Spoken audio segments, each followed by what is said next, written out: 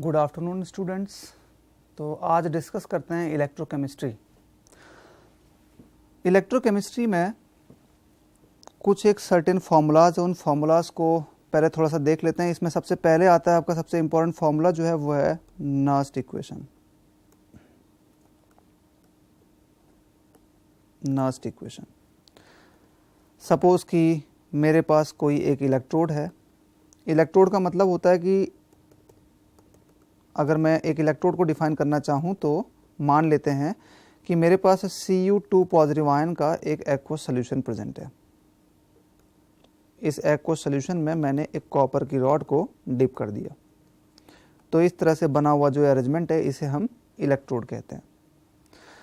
इस इलेक्ट्रोड में अगर मैं रिडक्शन रिएक्शन को लिखता हूँ तो मान लेते हैं कि Cu2 पॉजिटिव आयन की जगह में कोई सा भी एक मेटल आयन इस सॉल्यूशन में प्रेजेंट है।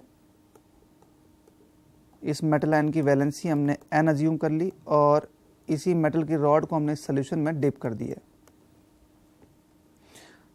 तो इस तरह से बने हुए अरेंजमेंट में अगर इलेक्ट्रोड पोटेंशियल को हम डिफाइन करना चाहें तो Mn positive plus n electron give rise to M solid.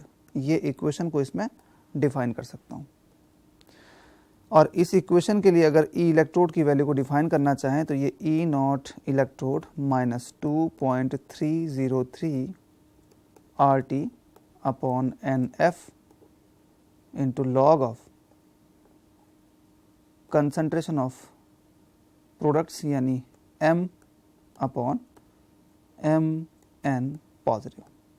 Solid and pure liquids का जो कंसंट्रेशन होता है उसको तो हम हमेशा 1 एज्यूम कर लेते हैं, यानी ई इलेक्ट्रोड की वैल्यू को अगर हम लिखना चाहें तो ये E naught electrode minus 2.303 RT upon NF into log of 1 upon concentration of Mn positive के इक्वल होता है। अगर T की वैल्यू 298 केल्विन गिवन हो यानी 25 डिग्री सेंटीग्रेड अगर हमको टेम्परेचर गिवन हो तो उस केस में E electrode is equal to हम लिख सकते हैं E naught electrode minus 0.0591 upon n into log of 1 upon concentration of Mn positive.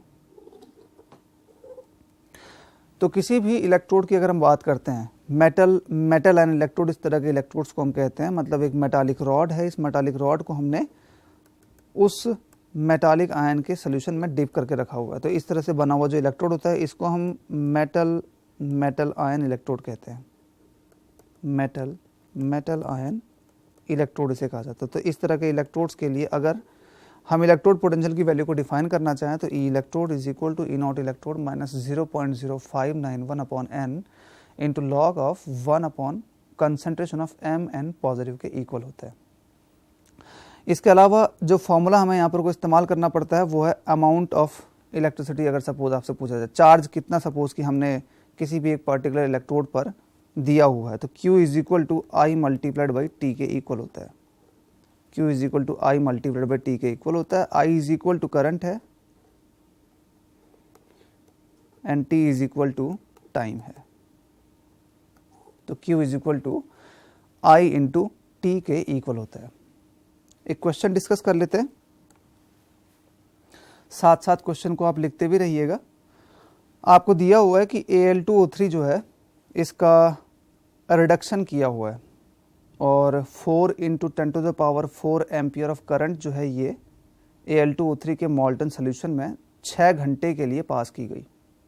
तो आपसे पूछा हुआ है कि कितना मास एल्यूमिनियम का प्रोड्यूस होगा और आपको दिया हुआ कि 100% करंट एफिशिएंसी है। 100% करंट एफिशिएंसी का मतलब है कि जितना अमाउंट हम करंट का इस सॉल्यूशन में फ्लो कर रहे हैं ये पूरा का पूरा करंट का अमाउंट रिडक्शन के लिए इस्तेमाल हो पा रहा है। जितना भी हमने करंट का अमाउंट, जितना भी हमने चार्ज इस पर्टिकुलर मॉल्टन Al2O3 के सॉल्यूशन में मॉल्टन Al2O3 में प्रोवाइड किया हुआ है वो पूरा का पूरा चार्ज जो है ये रिडक्शन के लिए इस्तेमाल हो पा रहा है। फर्स्ट ऑफ ऑल देखो अब हमें इसमें क्या क्या चीज़ें गिवन है। अगर मैं I की बात करता हूँ तो I इज इक्वल टू हमें गिवन है इसमें 4 into 10⁴ ampere. I is equal to दिया हुआ है 4 इंटू 10⁴ एम्पियर एंड टी की वैल्यू आपको 6 आवर दे रखी है। टी इज इक्वल टू हमें दिया हुआ है 6 आवर्स, लेकिन याद रखना कि इसको हम हमेशा सेकेंड्स में लिखते हैं, यानी 6 multiplied by 60 multiplied by 60 seconds हो गया। यानी इन दोनों की मदद से हम डिफाइन कर सकते हैं amount of charge, Q is equal to I multiplied by T, यानी 4 into 10 to the power 4 multiplied by 6 into 60 into 60 coulomb, यानी 4 मल्टीप्लाइड बाई 6 का क्यूब आ जाएगा into 10 to the power 6 coulomb. ये Q यानी अमाउंट ऑफ चार्ज जो हमने इस सॉल्यूशन में, इस मॉल्टन Al2O3 में प्रोवाइड किया है, की वैल्यू है। अब हमें बताना है कि इस अमाउंट ऑफ चार्ज को अगर हम Al2O3 के मॉल्टन सॉल्यूशन में, सपोज कि Al2O3 मॉल्टन Al2O3 में अगर फ्लो कराते हैं तो इसका मतलब कितना एल्यूमिनियम को ये लाइब्रेट कर देगा। अब इक्वेशन को हम लिख लेते हैं। देखो हमारे पास सॉल्यूशन में Al2O3 अगर हम डिकम्पोज करते हैं, Al2O3 को अगर डिकम्पोज किया जाए, इसके कॉन्स्टिट्यूएंट आयंस को अगर हम देखते हैं तो ये Al3 पॉजिटिव आयन की फॉर्मेशन करेगा plus thrice O2 negative ion की फॉर्मेशन करेगा। अब इसमें से हमें बस इस एल्यूमिनियम से ही मतलब है, एल्यूमिनियम का 3 पॉजिटिव आयन, इसका मतलब Al2O3 में प्रेजेंट है। अगर इसका रिडक्शन होगा तो इसका मतलब हुआ कि ये 3 इलेक्ट्रॉन्स को ये आयन एक्सेप्ट करेगा एंड एल्यूमिनियम सॉलिड में कन्वर्ट हो जाएगा। तो यहाँ से देखने से हमें समझ में आ रहा है कि जब हमारे पास 3 नंबर ऑफ इलेक्ट्रॉन्स होते हैं तो इन 3 नंबर ऑफ इलेक्ट्रॉन से हम एक Al का एटम रिलीज कर सकते हैं। यानी अगर मेरे पास 3 मोल ऑफ इलेक्ट्रॉन होते हैं तो इन 3 मोल ऑफ इलेक्ट्रॉन से मैं 1 मोल ऑफ एल्यूमिनियम का क्रिएट कर सकता हूं। अब 1 मोल इलेक्ट्रॉन की अगर मैं बात करता हूं तो 1 मोल इलेक्ट्रॉन का मतलब हो गया Na number of electrons, Na मतलब एवोगाड्रो नंबर है, और एक इलेक्ट्रॉन के ऊपर चार्ज जो होता है वो 1.6 into 10 to the power minus 19 coulomb होता है। यानी 1 मोल इलेक्ट्रॉन के ऊपर नेट चार्ज अगर मैं डिफाइन करना चाहूँ तो ये Na multiplied by 1.6 into 10 to the power minus 19 आ जाएगा, यानी 6.023 into 10 to the power 23 multiplied by 1.6 into 10 to the power minus 19 coulomb, और इसकी जो वैल्यू आती है ये 96500 कूलम आती है। 1 मोल इलेक्ट्रॉन के ऊपर जो चार्ज है वो 96500 कूलम का होता है। यानी हमें समझ में आ रहा है कि 3 मल्टीप्लाइड बाई 96500 कूलम अगर चार्ज होता है तो इस चार्ज से हम 1 mole of electron, 1 mole of aluminium को लाइब्रेट कर सकते हैं। 1 मोल एल्यूमिनियम का मतलब इसका मॉलिक्यूलर मास, एटॉमिक मास हमें गिवन है 27, यानी 27 ग्राम ऑफ एल्यूमिनियम को हम 3 मल्टीप्लाइड बाई 96500 कूलम चार्ज से डिपॉजिट कर सकते हैं। यानी 1 कूलम अगर चार्ज हो जाएगा तो इससे हम 27/3 multiplied by 96500 grams of aluminium को डिपॉजिट कर सकते हैं। अब जो हमारा चार्ज निकला हुआ था वो तो 4 multiplied by 6 cube into 10 to the power 6 coulomb था। इससे अगर हम डिपॉजिट करना चाहें तो कितना हो जाएगा, 27/3 मल्टीप्लाइड बाई 96500, ये तो 1 से था, multiplied by 4 multiplied by 6 cube multiplied by 10 to the power 6 gram aluminium हम यहाँ से डिपॉजिट कर सकते हैं। कैलकुलेट अगर हम इसको करते हैं तो इसकी वैल्यू आती है 8.05 into 10 to the power 4 gram. 8.05 into 10 to the power 4 gram, यानी अप्रॉक्सीमेटली इसको हम लिख सकते हैं 8.1 into 10 to the power 4 gram. 8.1 into 10 to the power 4 gram. यानी इस क्वेश्चन का जो ऑप्शन नंबर सी है ये सही आंसर होगा। इस क्वेश्चन का ऑप्शन नंबर सी जो है ये सही आंसर होगा। इसके बाद जाके हम बात करते हैं नेक्स्ट क्वेश्चन की। इस नेक्स्ट क्वेश्चन को समझने से पहले हम कुछ टर्म्स को डिफाइन कर लेते हैं। इसमें हमने इस्तेमाल किया हुआ है इक्विवेलेंट कंडक्टेंस। इक्विवेलेंट कंडक्टेंस हमें यहाँ पर कोई इसमें डिफाइन कर रखी है। अब इक्विवेलेंट कंडक्टेंस को डिफाइन करने से पहले हम थोड़ा सा डिफाइन कर लेते हैं कि कंडक्टेंस क्या होता है। हम जानते हैं कि अगर मैं रेजिस्टेंस की बात करता हूं तो रेजिस्टेंस R जो होता है वो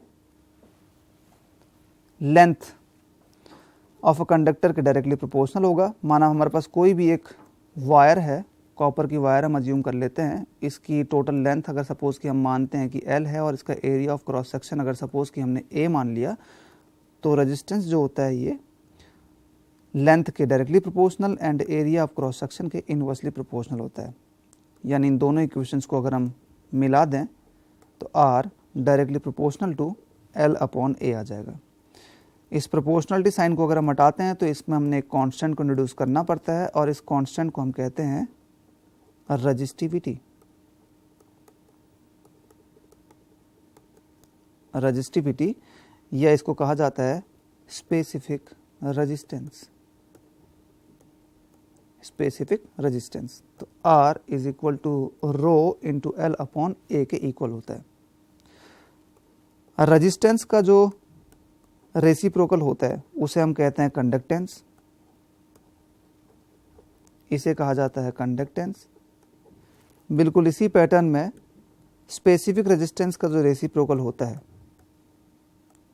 इसको स्पेसिफिक कंडक्टेंस कहते हैं। इसको कहा जाता है स्पेसिफिक कंडक्टेंस या कंडक्टिविटी। इसे स्पेसिफिक कंडक्टेंस या कंडक्टिविटी कहते हैं। किसी भी सॉल्यूशन की अगर बात करते हैं, किसी भी इलेक्ट्रोलाइट के अगर हम सॉल्यूशन की बात करते हैं तो इन सॉल्यूशंस में हम स्पेसिफिक कंडक्टेंस या कंडक्टिविटी को डिफाइन नहीं करते हैं। इन सॉल्यूशंस में हम डिफाइन करते हैं मोलर कंडक्टिविटी को। लैम्डा m से इसे रिप्रेजेंट किया जाता है, इसे कहा जाता है मोलर कंडक्टिविटी। और molar conductivity is equal to अगर लिखना चाहें तो ये होता है specific conductance multiplied by volume in Cc containing 1 mole of electrolyte। Volume in Cc containing 1 mole of electrolyte। इसी तरह से यहाँ पर एक और कंडक्टिविटी को हम डिफाइन करते हैं इक्विवेलेंट कंडक्टिविटी।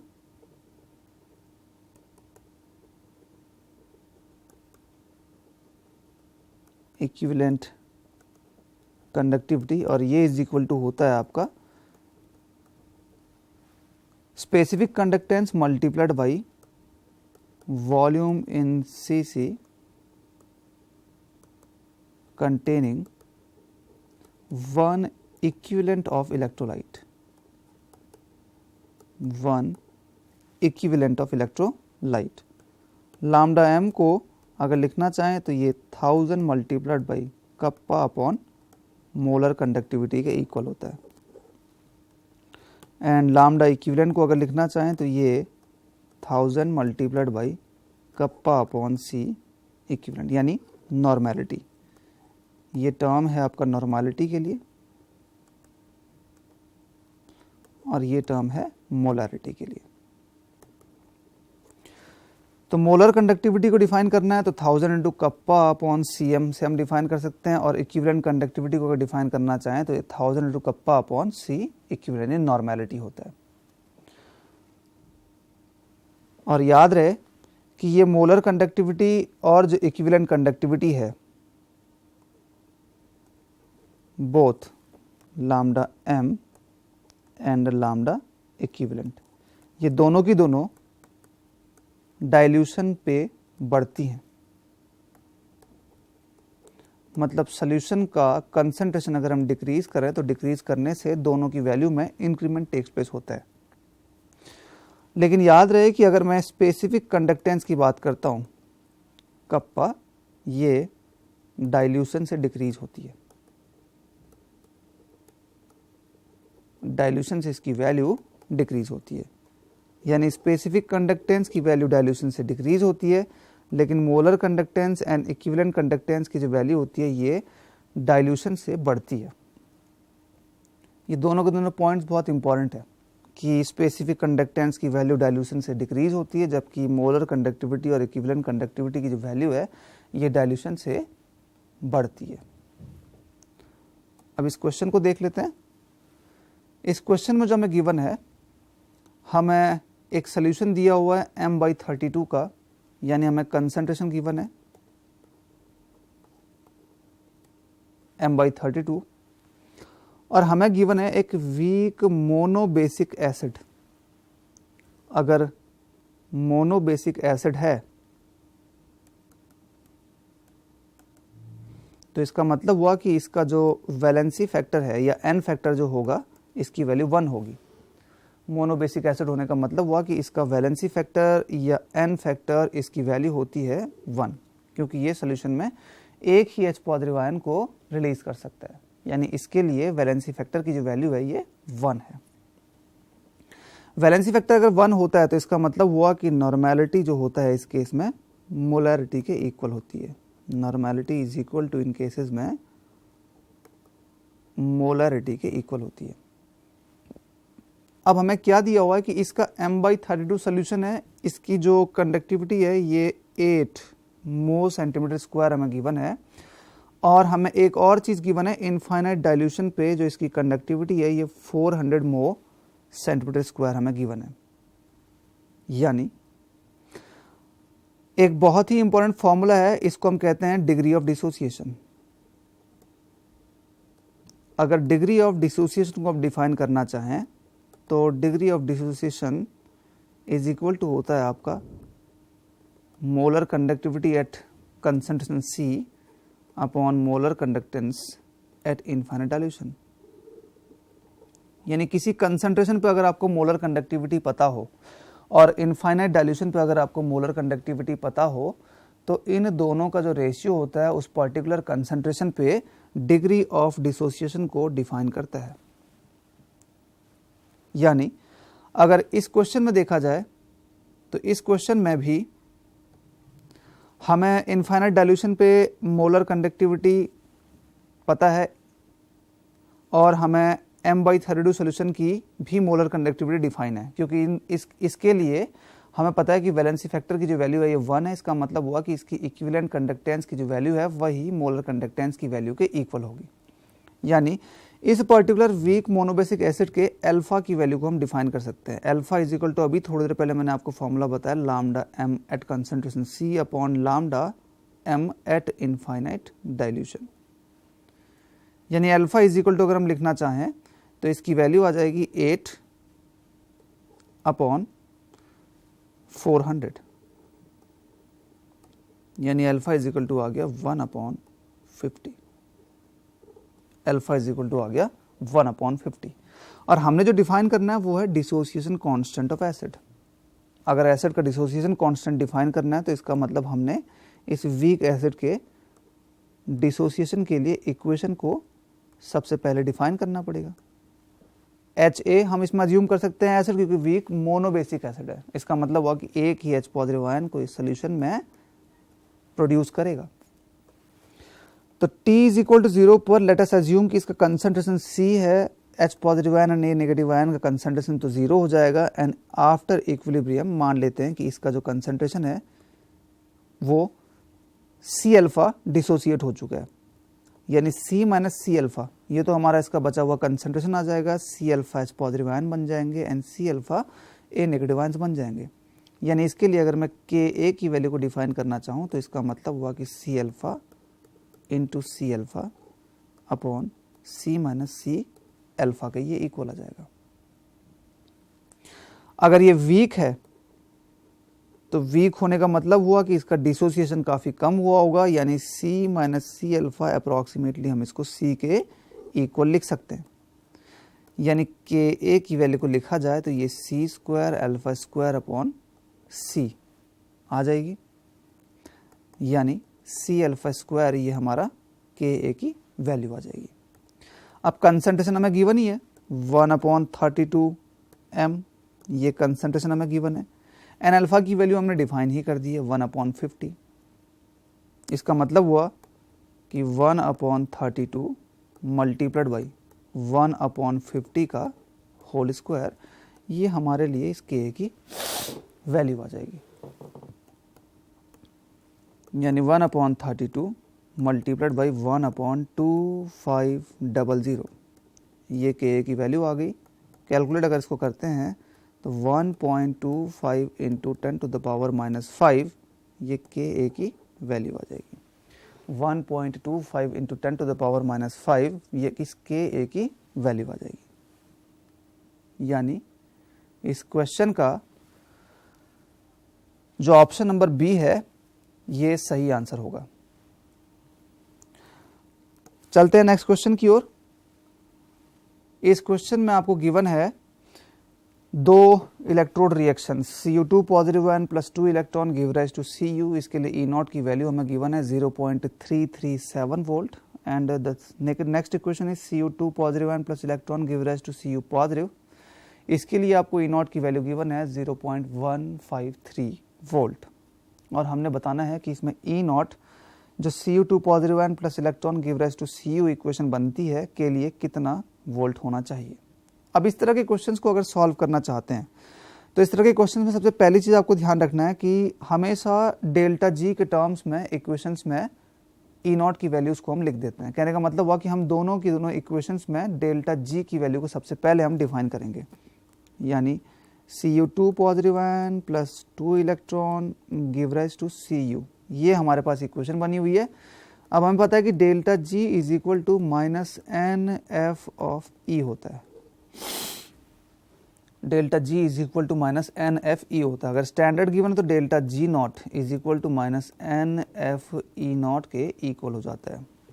यानी फर्स्ट इक्वेशन जिसके लिए ई नॉट की वैल्यू 0.337 वोल्ट है, डेल्टा G1 को अगर हम डिफाइन करना चाहें, लेट अस सपोज इसको डेल्टा G1 कह देते हैं। इसमें N यानी नंबर ऑफ इलेक्ट्रॉन्स कितने हमने इस्तेमाल किए हुए हैं, ये 2 है, माइनस तो साथ में रहेगा ही 2 इंटू F इंटू इसके लिए जो हमें इलेक्ट्रोड पोटेंशियल की वैल्यू गिवन थी ये 0.337 थी, यानी 0.337, ये डेल्टा G1 की वैल्यू आ गई। इसी तरह से हम नेक्स्ट इक्वेशन को भी कंसिडर कर लेते हैं। कहने का मतलब हुआ कि Cu2 positive ion plus electron give rise to Cu positive ion, यानी डेल्टा G2 हम इसको अज्यूम कर लेते हैं, ये -1 n की वैल्यू यहाँ पर को 1 है इंटू F फैराडे कांस्टेंट, और इसके लिए जो आपको इलेक्ट्रोड पोटेंशियल की वैल्यू गिवन थी ये 0.153 के इक्वल थी।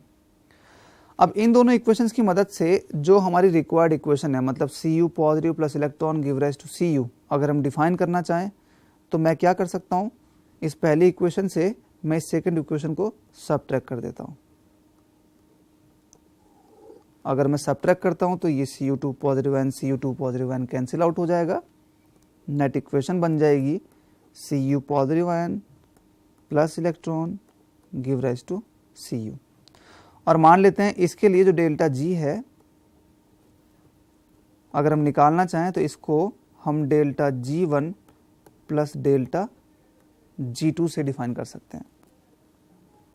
अगर डेल्टा G को in terms of electrode potential हम डिफाइन करना चाहें तो ये तो माइनस ऑफ N यानी 1 multiplied by F into E is equal to delta G1 यानी -2 into F into 0.337 plus 1 into F into 0.153।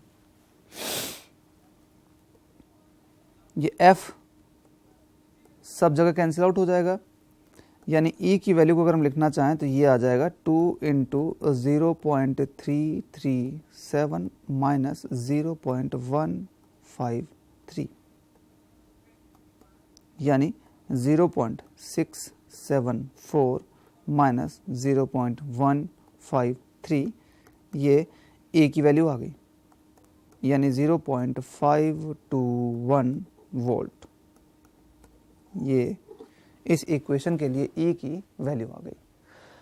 कहने का मतलब है कि आपने कभी भी इलेक्ट्रोड पोटेंशियल की वैल्यू को जस्ट इक्वेशंस को एडिशन ऐड करके या सब्ट्रैक्ट करके कभी भी डिफाइन नहीं करनी है। आपने जब भी इलेक्ट्रोड पोटेंशियल की वैल्यू को डिफाइन करना है, किन्हीं दो इक्वेशंस की मदद से अगर आपने इलेक्ट्रोड पोटेंशियल की वैल्यू को डिफाइन करना है, तो इस केस में आपने सबसे पहले इलेक्ट्रोड पोटेंशियल से डेल्टा जी की वैल्यू को डिफाइन करना है, और डेल्टा जी की वैल्यू के थ्रू हम नेक्स्ट जो भी हमारे पास इक्वेशन गिवन है उस इक्वेशन के लिए डेल्टा जी की वैल्यू को डिफाइन करते हैं। Then we define electrode potential, यानी ई की वैल्यू इसके लिए 0.521 वोल्ट आ गई है। यानी इस क्वेश्चन का ऑप्शन नंबर जो बी है ये सही आंसर होगा। अब बात कर लेते हैं नेक्स्ट क्वेश्चन की। इस क्वेश्चन में आपको दिया हुआ है, देखिए क्या, कि एक कंडक्टिविटी सेल है, कंडक्टेंस के मेजरमेंट के लिए इस सेल का इस्तेमाल किया जाता है। इसमें इलेक्ट्रोलाइट जो है 0.1 m कंसंट्रेशन का जब हमने भरा, तो इस केस में जो रेजिस्टेंस है इसकी वैल्यू 100 ओम आई। साथ साथ आप क्वेश्चन को भी नोट करते रहिएगा। और इस सोल्यूशन की जो कंडक्टिविटी है वो 1.29 साइमन मीटर इनवर्स है, और रेजिस्टेंस जो है सेम सेल का जब हम 0.2 m सोल्यूशन को भरते हैं तो 5 to 0 ओम ये इसका रेजिस्टेंस है। तो आपने बताना है कि मोलर कंडक्टिविटी जो है वो 0.02 m सोल्यूशन ऑफ इलेक्ट्रोलाइट की कितनी होगी। तो अब सबसे पहले हम देखते हैं इसमें क्या, कि 0.1 m सोल्यूशन के हल में कौन कौन सी इंफॉर्मेशन गिवन है। तो 0.1 m सोल्यूशन की अगर हम बात करते हैं तो इसके लिए हमें दे रखा है रेजिस्टेंस यानी R, ये 100 ओम हमें गिवन है। इसके अलावा हमें इसमें कंडक्टेंस की वैल्यू गिवन है, कंडक्टिविटी की वैल्यू हमें गिवन है कप्पा 1.29 साइमन मीटर इनवर्स। तो फर्स्ट थिंग जो हम यहाँ पर को डिफाइन कर सकते हैं वो है आपका सेल कांस्टेंट। फर्स्ट थिंग जो हम यहाँ पर को डिफाइन कर सकते हैं वो सेल कांस्टेंट की वैल्यू को डिफाइन कर सकते हैं, क्योंकि R is equal to rho into L upon A के इक्वल होता है। सेल कांस्टेंट मतलब L अपॉन ए होता है। किसी भी एक कंडक्टिविटी सेल के लिए इसकी वैल्यू जो होती है ये कांस्टेंट होती है, इसीलिए इसे सेल कांस्टेंट कहा जाता है। रो की जगह में हम रख सकते हैं 1 upon kappa into L upon A is equal to R। R is equal to हमें 100 पता है, एंड कप्पा की वैल्यू 1.29 पता है। ये L अपॉन ए की वैल्यू आ जाएगी, यानी L upon A is equal to 129 metre आ गई। L upon A is equal to 129 metre आ गया। अब यहां से हमने L अपॉन ए की वैल्यू को डिफाइन कर दिया है। अब एक बार फिर से हम इसी इक्वेशन को अगर डिफाइन करना चाहें, यानी R is equal to rho into L upon A, इसी इक्वेशन को हम एक बार फिर से अप्लाई कर लेते हैं। यानी रो की वैल्यू तो 1 अपॉन कप्पा हम रख देंगे into L upon A is equal to R आ जाएगा। सेकेंड सोल्यूशन, सेकेंड जो 0.2 m सोल्यूशन है, इसके लिए हमने इस इक्वेशन को अप्लाई किया। यहाँ से अगर हम कप्पा की वैल्यू को निकालना चाहें तो ये is equal to 1 upon R into L upon A आ जाएगा। 1 upon R into L upon A, L upon A मतलब इस केस में 129 आ चुका है, अपॉन R की जो वैल्यू है ये 520 आ गई साइमन मीटर इनवर्स। यानी जो सेकंड सोल्यूशन है इसके लिए हमने कंडक्टिविटी को मेजर कर लिया। कंडक्टिविटी जो है ये 129 अपॉन 520 साइमन मीटर इनवर्स आ चुकी है। और अब हमने डिफाइन करना है मोलर कंडक्टिविटी को। मोलर कंडक्टिविटी को अगर हम डिफाइन करना चाहें तो ये lambda m is equal to 1000 into kappa upon C. ये मोलर कंसंट्रेशन है, वॉल्यूम इन सीसी था, तो इसका मतलब हुआ कि इस केस में हमने 10 टू द पावर -6 से मल्टीप्लाई भी करना पड़ेगा। यानी इसकी वैल्यू आ जाएगी 1000 इंटू 129 अपॉन 520 मल्टीप्लाइड बाई 0.02, हमें इसका कंसंट्रेशन गिवन था, इंटू 10 टू द पावर -6। ये लैम्डा m की वैल्यू आ गई, यानी 12.4 into 10 to the power -3 siemens metre square mole inverse. ये लैम्डा m की वैल्यू आ गई। थोड़ा सा और इसको इजी अगर लिख दें तो ये आ जाएगा 124 into 10 to the power -4 siemens metre square mole inverse. ये लैम्डा m की वैल्यू आ गई। 124 into 10 to the power -4 siemens metre square mole inverse. यानी इस क्वेश्चन का ऑप्शन नंबर ए जो है ये सही आंसर होगा। अब बात करते हैं नेक्स्ट क्वेश्चन की। ये काफी इंपॉर्टेंट क्वेश्चन है। देखिए इसमें आपको क्या दिया हुआ है कि एक रिडॉक्स टाइट्रेशन हमने किया हुआ है। रिडॉक्स टाइट्रेशन का मतलब क्या होता है कि जैसे सपोज कि हमारे पास कोई एक सैंपल में अननोन स्पेसी है। इस अननोन स्पेसी के कंसंट्रेशन को हम डिफाइन करना चाहते हैं by the meaning of some other known species. ठीक है, तो हम इस स्पेसी की मदद से, ये जो नया हमने ऊपर कंपाउंड इस्तेमाल किया हुआ है, इस नए कंपाउंड की मदद से हम यहाँ पर को इस अननोन कंपाउंड के कंसंट्रेशन को डिफाइन करना चाहते हैं। इसे हम टाइट्रेशन कह रहे हैं। तो हमें क्या गिवन है कि इसमें कुछ एक इलेक्ट्रोड पोटेंशियल्स की वैल्यू गिवन है। जैसे हमें देखे MnO4 plus 8H positive plus 5 electron give rise to Mn2 positive plus 4H2। इसके लिए इलेक्ट्रोड पोटेंशियल की वैल्यू देखो 1.51 वोल्ट गिवन है। इसी तरह से Cr2O7 2 negative ion plus 14H positive plus 6 electron give rise to twice Cr3 positive plus 7H2O। साथ साथ ही क्वेश्चन भी आप नोट करते रहिएगा। इसमें E0 की जो वैल्यू है ये आपको 1.38 वोल्ट गिवन है।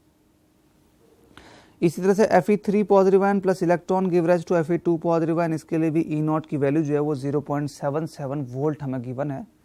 और Cl2 plus 2 electron give rise to twice Cl negative. इसके लिए भी हमें E0 की वैल्यू जो है ये आपका 1.40 वोल्ट गिवन है। तो अब हमने इस डेटा की मदद से बताना है कि हमने करना क्या है। इसमें quantitative estimation of aqueous FeNO3 whole twice करना है। कहने का मतलब हुआ कि Fe2 पॉजिटिव आयन सोल्यूशन में कितना प्रेजेंट है, हमने ये डिफाइन करना है। सोल्यूशन में Fe2 पॉजिटिव आयन एग्जैक्टली कितना प्रेजेंट है, we want to define the concentration और amount of Fe2 positive ion in solution. तो हमें बताना है कि इसमें से कौन सा वाला इनकरेक्ट स्टेटमेंट है। अब पहला इसमें जो दिया हुआ है MnO4 can be used in aqueous HCl। MnO4 can be used in aqueous HCl। अब देखो इसके बाद जाकर नेक्स्ट जो ऑप्शन दिया हुआ है इसमें Cr2O7 can be used in aqueous HCl। Next दिया हुआ है MnO4 can be used in aqueous H2SO4। And last question जो इसमें ऑप्शन दिया हुआ ये Cr2O7 2 negative ion can be used in aqueous H2SO4।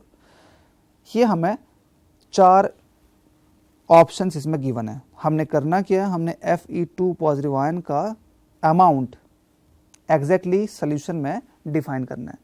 अब Fe2 पॉजिटिव आयन का अमाउंट अगर हम डिफाइन करना चाहते हैं तो हमें ये बताना है कि भाई Fe2 पॉजिटिव आयन को हम आइडेंटिफाई अगर करना चाहें Fe3 पॉजिटिव आयन की मदद से, तो ये थर्ड वाली इक्वेशन को हम यहां पर को इस्तेमाल कर सकते हैं। Fe2 पॉजिटिव आयन को अगर हम Fe3 पॉजिटिव आयन में कन्वर्ट करें और कन्वर्ट करने के बाद हम डिफाइन करें कि भाई Fe3 पॉजिटिव आयन सोल्यूशन में कितना आ गया है, तो इसकी मदद से हम Fe2 पॉजिटिव आयन सोल्यूशन में कितना था को डिफाइन कर सकते हैं।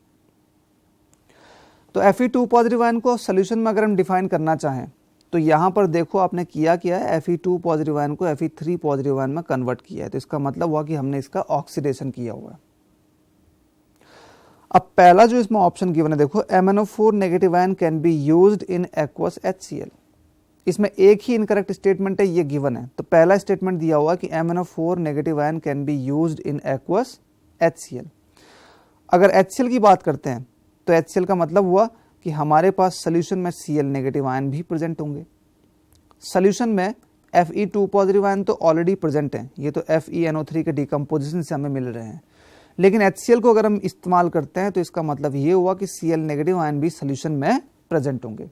और अगर Cl नेगेटिव आयन भी सोल्यूशन में प्रेजेंट हैं तो ऐसा हो सकता है कि Cl नेगेटिव आयन के 2 मॉलिक्यूल Cl2 में कन्वर्ट हो जाएं प्लस ट्वाइस इलेक्ट्रॉन को रिलीज कर दें। यानी एक ऑक्सीडाइजिंग एजेंट को अगर देखें तो एक ऑक्सीडाइजिंग एजेंट के नजरिए से तो हमारे पास सोल्यूशन में Cl नेगेटिव आयन भी ऑक्सीडाइज होने वाली एंटाइटी सोल्यूशन में प्रेजेंट है और Fe2 पॉजिटिव आयन भी ऑक्सीडाइजेबल एंटाइटी सोल्यूशन में प्रेजेंट है। अब एक ऑक्सीडाइजिंग एजेंट का मतलब हुआ कि वो तो इन दोनों के दोनों को ही ऑक्सीडाइज कर सकता है। यानी Cl नेगेटिव आयन अगर Cl2 में कन्वर्ट हो गया तो मतलब जो भी हमने ऑक्सीडाइजिंग एजेंट इस्तेमाल किया है इसका सर्टेन अमाउंट जो है हमने Cl नेगेटिव आयन को Cl2 में कन्वर्ट करने के लिए इस्तेमाल कर दिया। अब हमने करना है quantitative estimation of Fe2 positive ion का। कहने का मतलब है कि सोल्यूशन में Fe2 पॉजिटिव आयन के ऊपर ही रिएक्शन, Fe2 पॉजिटिव आयन के साथ ही अगर कोई रिएक्शन करता तो हम बता सकते थे कि भाई हाँ उस कंपाउंड का जो भी अमाउंट हमने लिया हुआ है वो Fe2 पॉजिटिव आयन को ही Fe3 पॉजिटिव आयन में कन्वर्ट करने के लिए इस्तेमाल हुआ है और उस कंपाउंड का जो भी हमारा यूज्ड अमाउंट होता उस यूज्ड अमाउंट से हम डिफाइन कर सकते थे कि हाँ कितना Fe3 पॉजिटिव आयन सोल्यूशन में बना है और Fe3 पॉजिटिव आयन के जो भी अमाउंट सोल्यूशन में बना हुआ उसके थ्रू हम डिफाइन कर सकते थे कि हाँ कितना Fe2 पॉजिटिव आयन का सोल्यूशन में अमाउंट प्रेजेंट होगा। लेकिन अगर मैं बात करता हूं इसमें MnO4 की तो MnO4 का इलेक्ट्रोड पोटेंशियल की जो वैल्यू है ये 1.51 वोल्ट है। MnO4 नेगेटिव आयन के लिए जो एसिडिक मीडियम में इलेक्ट्रोड पोटेंशियल की वैल्यू है ये 1.51 वोल्ट है। अब 1.51 वोल्ट अगर इसकी वैल्यू होती है तो इसका मतलब आपको क्या समझ में आता है। देखो किसी भी एक सेल रिएक्शन के स्पॉन्टेनियस चलने के लिए, किसी भी एक सेल रिएक्शन के स्पॉन्टेनियस चलने के लिए जो क्राइटेरिया है वो ये है कि ई सेल की वैल्यू जो होनी चाहिए ये पॉजिटिव होनी चाहिए।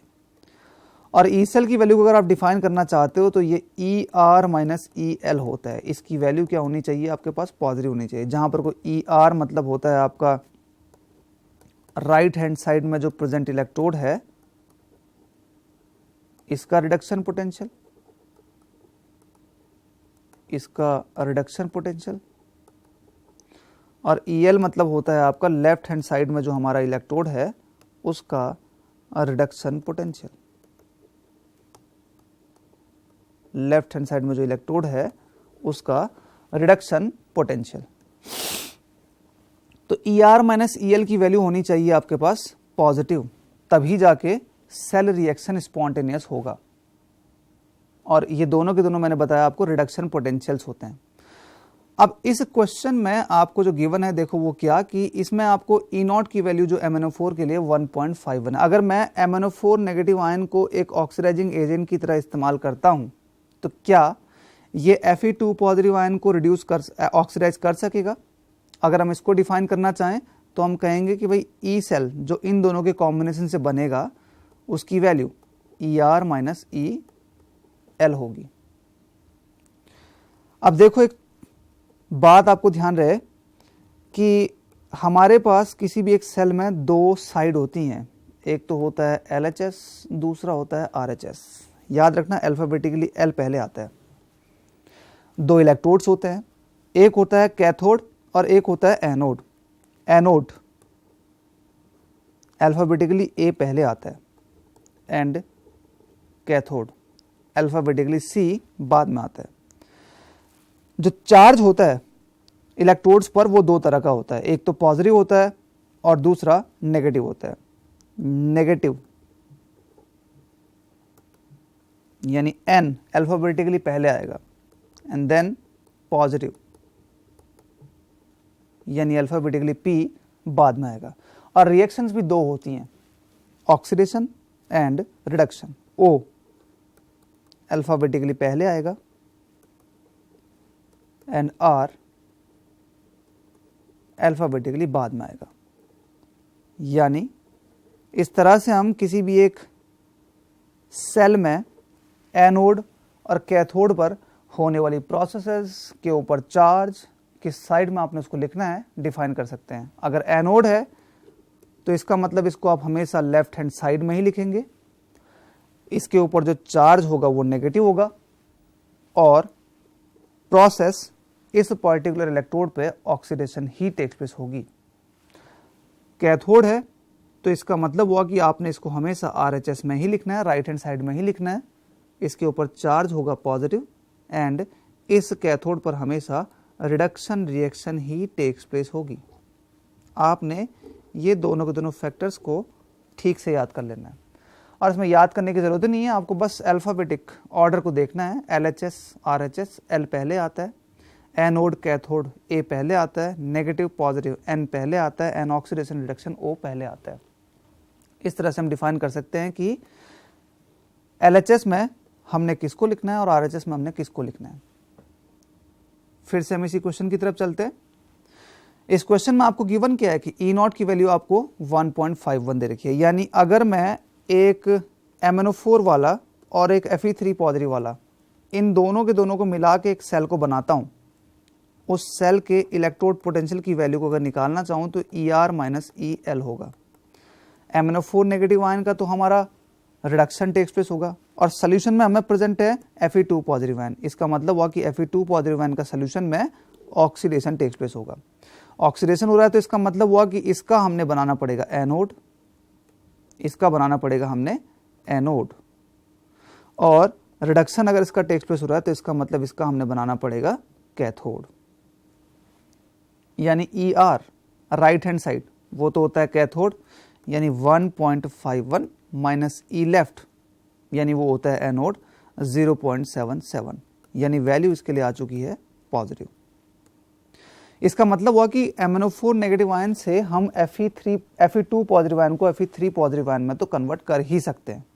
और अगर मैं MnO4 नेगेटिव आयन और इस Cl नेगेटिव आयन के कॉम्बिनेशन से एक सेल को बनाता हूं और इसके लिए E सेल की वैल्यू को डिफाइन करता हूं तो फिर से ER, कहने का मतलब वो तो राइट हैंड साइड में जिसका रिडक्शन टेक्स प्लेस होता है वही होगा, यानी जो भी ऑक्सीडाइजिंग एजेंट है वही हमारा कैथोड की फॉर्मेशन करेगा। यानी 1.51 वोल्ट तो आपका राइट हैंड साइड का फिक्स हो गया एंड 1.40 ये हमारा लेफ्ट हैंड साइड भी बन सकता है, यानी इसकी वैल्यू भी आ चुकी है आपकी पॉजिटिव।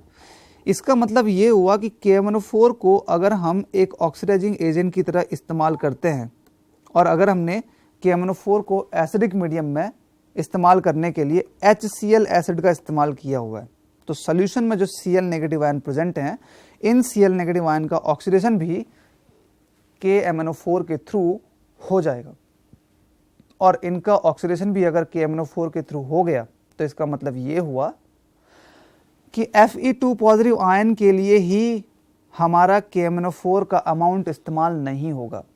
Cl नेगेटिव आयन के लिए भी हमारा KMnO4 का अमाउंट जो होगा वो इस्तेमाल होना इस पर्टिकुलर सिचुएशन में स्टार्ट हो जाएगा। और इसका मतलब ये हुआ कि on the basis of KMnO4 which we have taken for the reaction, हम सॉल्यूशन में Fe2 पॉजिटिव आयन के एग्जैक्ट कंसंट्रेशन के बारे में इंफॉर्मेशन नहीं दे सकते हैं क्योंकि KMnO4 के अमाउंट को हमने Cl नेगेटिव आयन को भी ऑक्सीडाइज करने के लिए इस्तेमाल कर दिया और KMnO4 के अमाउंट को हमने Fe2 पॉजिटिव आयन को भी ऑक्सीडाइज करने के लिए इस्तेमाल कर दिया। अल्टीमेटली मतलब आपको समझ में आ रहा है कि MnO4 can not be used in aqueous HCl। अगर HCl में आपने MnO4 को इस्तेमाल किया तो वो तो Cl नेगेटिव आयन को भी ऑक्सीडाइज कर देगा। यानी इसका ऑप्शन नंबर ए जो है यही इस क्वेश्चन में एक इनकरेक्ट आंसर है, यही इस क्वेश्चन में एक इनकरेक्ट आंसर है। सेकेंड थिंग आप देख सकते हो Cr2O7 आपको दे रखा है कि भाई HCl के साथ इस्तेमाल हो सकता है या नहीं हो सकता है। Cr2O7 के लिए देखो आपको क्या दिया हुआ 1.38। अगर ये एक ऑक्सीडाइजिंग एजेंट है तो इसका मतलब हुआ कि इसका रिडक्शन हो रहा है, रिडक्शन हो रहा है तो इसका मतलब ये कैथोड होगा। यानी ई सेल की वैल्यू अगर हम Cr2O7 के लिए डिफाइन करना चाहें तो Cr2O7 के लिए जो आपको वैल्यू गिवन है वो 1.38 है, यानी ER तो आपको पता चल चुका है। लेफ्ट हैंड साइड में अगर मैं Fe3 पॉजिटिव आयन रखता हूं मतलब 0.77 वोल्ट तो ये वैल्यू तो पॉजिटिव है, लेकिन लेफ्ट हैंड साइड में अगर मैं Cl नेगेटिव आयन को रख देता हूं यानी 1.38 माइनस 1.40 इसका मतलब इसकी वैल्यू नेगेटिव आ चुकी है। नेगेटिव वैल्यू आने का मतलब हुआ कि रिएक्शन टेक्स प्लेस नहीं हो पाएगी।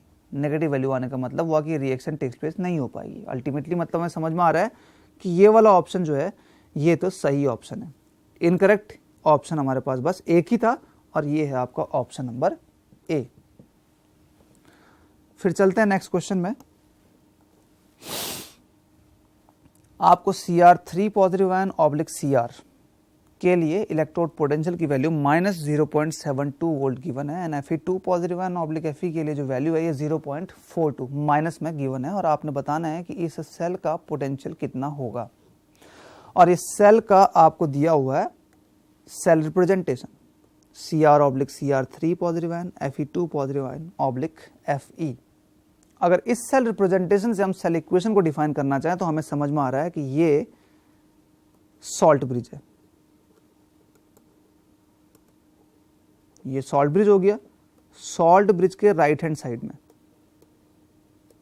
मतलब ये RHS है, राइट हैंड साइड में जो भी इलेक्ट्रोड होगा वो रिप्रेजेंट कर रहा है और लेफ्ट हैंड साइड में LHS आएगा, यानी लेफ्ट हैंड साइड में जो भी आपका इलेक्ट्रोड है वो ये रिप्रेजेंट कर रहा है। लेफ्ट हैंड साइड मतलब एनोड, एनोड मतलब ऑक्सीडेशन, रिएक्शन को लिख देते हैं Cr सॉलिड है से Cr3 पॉजिटिव आयन बन रहा है, इसका कंसंट्रेशन 0.1 m हमें गिवन है, प्लस 3 इलेक्ट्रॉन एंड ये तो होगी आपका लेफ्ट हैंड साइड में जो इलेक्ट्रोड है उसका रिएक्शन।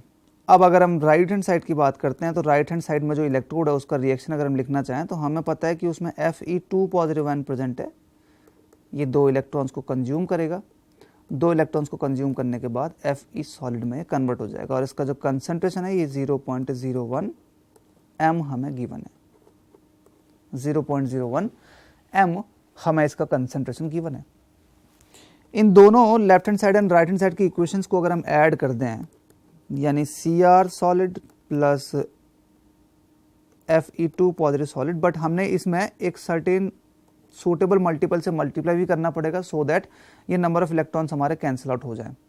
कहने का मतलब हुआ कि इस केस में आपने इसको मल्टीप्लाई करना पड़ेगा 2 से और इसको मल्टीप्लाई करना पड़ेगा हमने 3 से, यानी twice Cr solid plus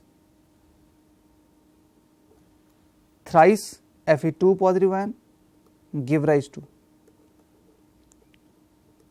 twice Cr3 positive ion plus thrice Fe। Fe2 positive ion का कंसंट्रेशन आपको गिवन है 0.01 एंड Cr3 पॉजिटिव आयन का गिवन है 0.1। यानी अगर मैं E सेल की वैल्यू को लिखना चाहूँ तो E cell is equal to हम लिख सकते हैं E नॉट सेल माइनस 0.06 अगर हम T 25 डिग्री सेंटीग्रेड एज्यूम कर लें upon n into log of concentration of Cr3 positive ion का square upon concentration of Fe2 positive ion का whole cube. E naught cell को डिफाइन करना चाहें तो ये फिर से E naught R minus E naught L यानी right hand side minus left hand side का reduction potentials minus 0.06 upon net हमने जो इलेक्ट्रॉन्स को ट्रांसफर इसमें किया वो है 6। यहाँ पर को क्रोमियम की स्टेट देखिए 0 है और यहाँ पर को क्रोमियम की स्टेट जो है ये +3 है, तो 0 से 3 यानी 3 का चेंज, बट ऐसे 2 क्रोमियम को हमने चेंज किया हुआ, यानी नेट चेंज कितना हो गया 6, यानी 6 नंबर ऑफ इलेक्ट्रॉन्स को हमने Cr से Cr3 पॉजिटिव आयन में इस नेट रिएक्शन में इस्तेमाल किया हुआ। इसी तरह से आप इसमें भी डिफाइन कर सकते हो Fe2 पॉजिटिव आयन है यानी 2 पॉजिटिव स्टेट में और Fe मतलब 0 स्टेट में, तो इसका मतलब हुआ कि हमने एक Fe2 पॉजिटिव आयन को Fe में अगर कन्वर्ट किया तो मतलब 2 का चेंज किया हुआ है। टोटल हमारे पास हो गए इसमें 3 यानी 2 मल्टीप्लाइड बाई 3 मतलब 6। फिर से हमारे पास देखो इसमें नंबर ऑफ इलेक्ट्रॉन्स का जो एक्सचेंज टेक्स प्लेस हुआ है वो आ गया लॉग Cr3 पॉजिटिव आयन यानी 0.1 का होल स्क्वायर अपॉन 0.01 का whole cube. E naught R यानी माइनस 0.42 माइनस माइनस हो जाएगा तो प्लस हो जाएगा minus minus 0.72 minus 0.06 upon 6 into log 0.1 का स्क्वायर अपॉन 0.01 का होल क्यूब। ये ई सेल की वैल्यू आ जाएगी। थोड़ा सा कैलकुलेट कर लें तो ये 0.30 minus 0.01 into log of 10 to the power 4 आ जाएगा। यानी 0.30 माइनस 0.04 यानी 0.26 वोल्ट, ये ई सेल की वैल्यू आ गई। 0.26 वोल्ट ये ई सेल की वैल्यू आ गई। यानी इस क्वेश्चन का ऑप्शन नंबर जो सी है ये सही आंसर होगा। अब बात कर लेते हैं नेक्स्ट क्वेश्चन की। इसमें हमें दिया हुआ है, देखो इनफाइनाइट डाइल्यूशन पे ClCH2COONa का कंडक्टिविटी, इनफाइनाइट डाइल्यूशन पे NaCl की कंडक्टिविटी दे रखी है एंड इनफाइनाइट डाइल्यूशन पे HCl की कंडक्टिविटी हमें दे रखी है, और हमने इनफाइनाइट डाइल्यूशन पे ClCH2COOH की कंडक्टिविटी को निकालना है। यानी इस्तेमाल करना पड़ेगा कोलराउस लॉ।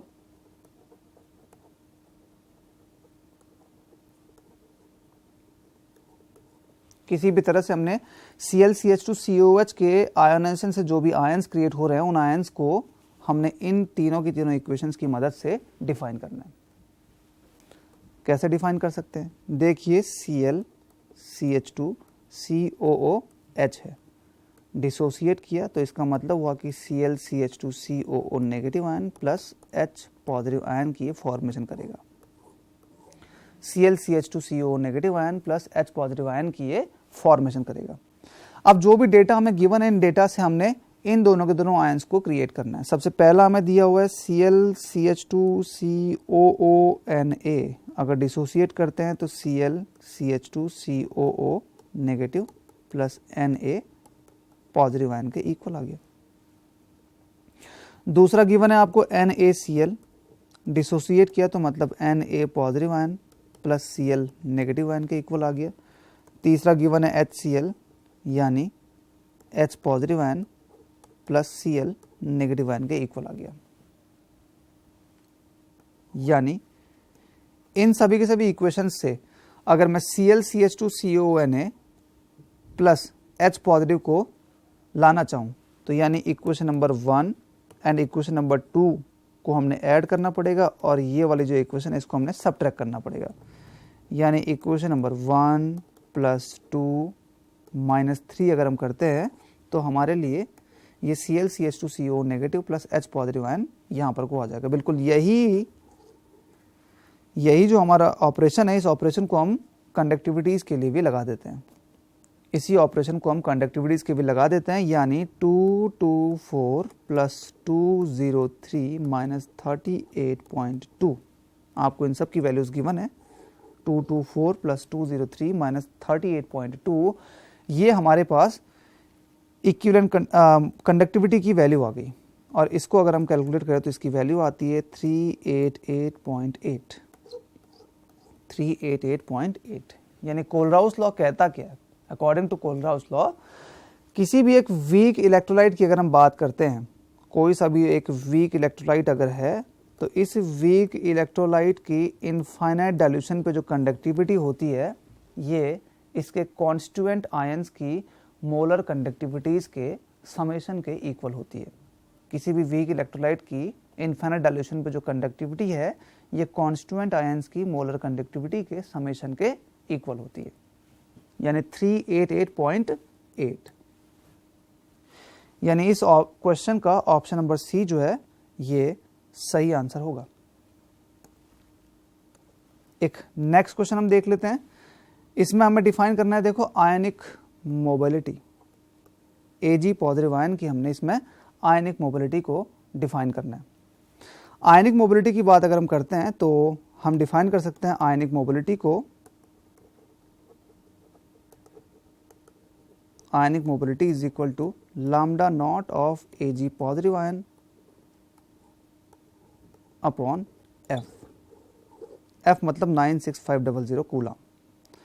यानी इसकी वैल्यू को हम रख देते हैं 5 into 10 to the power minus 3 upon 96500।